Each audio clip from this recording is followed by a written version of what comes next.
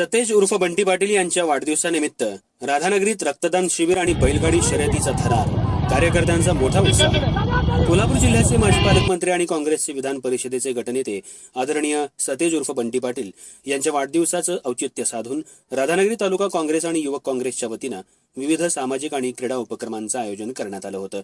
यामध्ये भव्य रक्तदान शिबिर आणि बैलगाडी आणि घोडागाडी शर्यतींचा समावेश होता।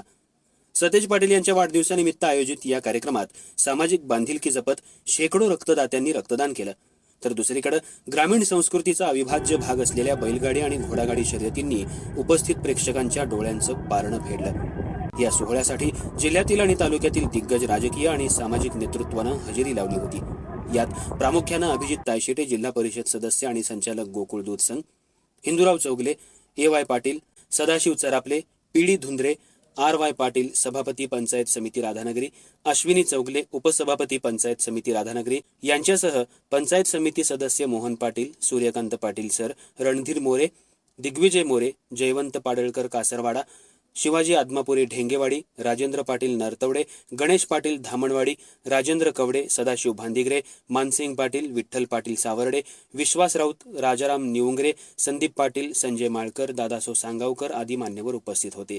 हा कार्यक्रम यशस्वी करण्यासाठी राधानगरी तालुका काँग्रेस, युवक काँग्रेस आणि विशेषतः अभिजित तायशेटे फाउंडेशनच्या कार्यकर्त्यांनी मोठ्या संख्येनं उपस्थित राहून परिश्रम घेतलं।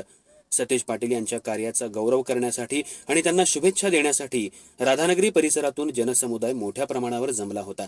या उपक्रमामुळे तालुक्यात उत्साहाचं वातावरण निर्माण झालं असून सामाजिक कार्याचा आदर्श या माध्यमातून सर्वांसमोर ठेवण्यात आलाय।